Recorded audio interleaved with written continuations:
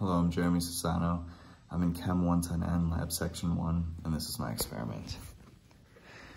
So to start, we had 0.516 grams of copper, and we added 5 milliliters of nitric acid, or HNO3, to that copper to create the compound CuNO3 and also NO2, which was a gas.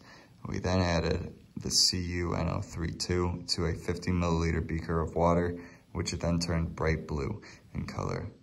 We then added 30 milliliters of sodium hydroxide, or NaOH, to the compound to create CuOH2 and NaNO3, and the CuOH2 turned a darker blue color.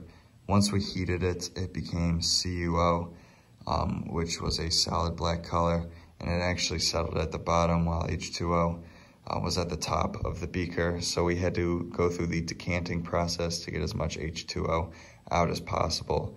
After that, we added 30 milliliters of sulfuric acid, or H2SO4, to the compound to create CuSO4, which turned it back into the bright blue color that it was before the sodium hydroxide was added.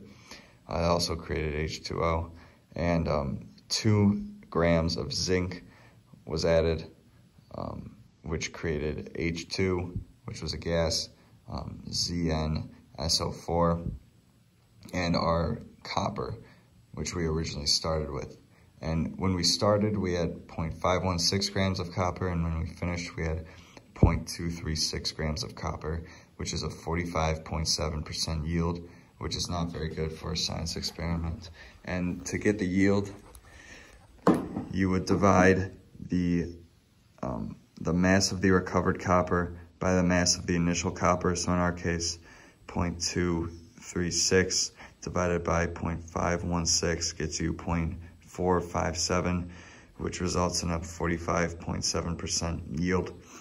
Some experimental errors which could cause the yield to go below 100%. One of them would be the decanting process, having some copper decant with the water. It's nearly impossible to decant without at least some particles of copper going with the H2O. One experimental error which could lead to a yield percentage greater than 100% was that if not all compounds were fully removed from the copper and was weighed, leaving the mass of the recovered copper higher than the mass of the initial copper. My source for this was Chemistry 110N, Foundations of Chemistry Laboratory Manual, and this was by instructors Dr. Ryan Dwyer and Mrs. Susie Salidas. Thank you.